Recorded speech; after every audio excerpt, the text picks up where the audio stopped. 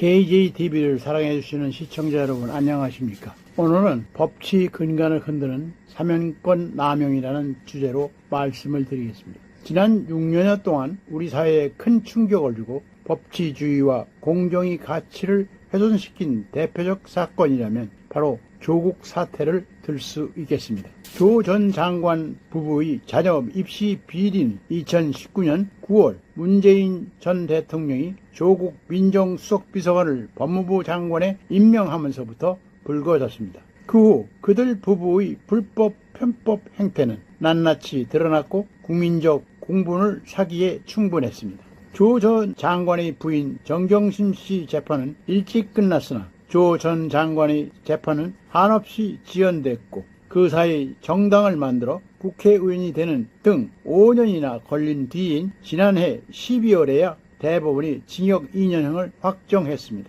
이런 조 전 장관이 형기 절반도 복역하지 않은 상태에서 이재명 정부의 첫 사면인 오는 8월 15일 특별 사면 대상에 포함됐다고 합니다. 법무부는 지난 7일 사면심사위원회를 열어서 조 전 장관 부부 및 같은 사건에 연루된 최강욱 전 의원, 윤미향 전 의원 등 정치인들을 사면 복권 대상에 포함시켰습니다. 이는 지난 대선 때 후보를 내지 않음으로써 사실상 이 대통령을 도왔던 조국 혁신당에 대한 보온 성격이 짙다는 지적입니다. 사면권은 대통령의 고유 권한입니다. 하지만 당사자의 반성과 국민적 공감대가 전제되는 가운데 제한적으로 행사되는 게 마땅합니다. 조 전 장관만 해도 그렇습니다. 그는 재판 과정에서 정치, 검찰 탄압 운운했고 아직껏 제대로 된 사과와 반성조차 하지 않았습니다. 특히 겉으로는 법치 정의를 외쳤으나 온갖 이율배반적인 행태로 공정의 가치를 크게 훼손한 책임이 큽니다.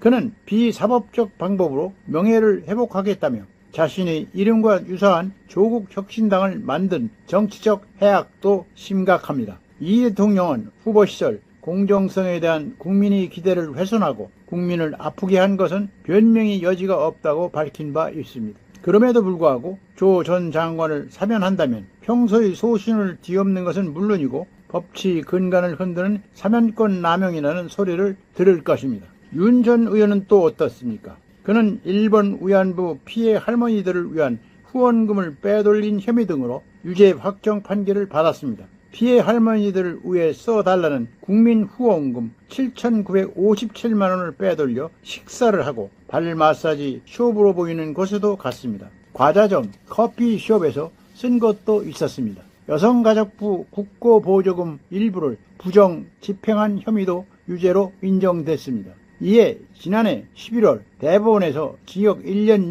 6개월에 집행유예 3년을 선고한 원심이 그대로 확정됐던 것입니다. 그러나 윤 전 의원은 유죄 판결에 대한 억울함을 SNS 등을 통해 거듭 주장하며 친일 세력의 공격이라느니 6개월간 탈탈 털린 조국 전 장관이 생각난다고 했습니다. 또 언론에서 무더기로 의혹 보도한 것이다. 무혐의 불기소 처분되니 이상한 것을 모아 기소했던 검찰이었다며 오늘도 저것들은 나를 물어뜯고 있다고 했다. 이어서 그는 저를 욕하는 것들이 참 불쌍하다면서 앞으로도 제가 걸어가야 할 길에서 한치도 흔들리지 않을 것이라고 덧붙였습니다. 윤 전 의원은 재판이 늦어져 4년 임기도 다 채웠습니다. 이 대통령은 취임한 지 이제 겨우 2달밖에 안 됐습니다. 취임 이후 처음 하는 사면부터 자기 편이라고 국민 정서를 도외시한 결정을 내려서는 안 될 것입니다. 지금은 이 대통령이 지지층을 챙기기보다는 전체 국민에게 희망을 주고 기대를 가질 수 있도록 하는 데 주력해야 할 때라고 봅니다.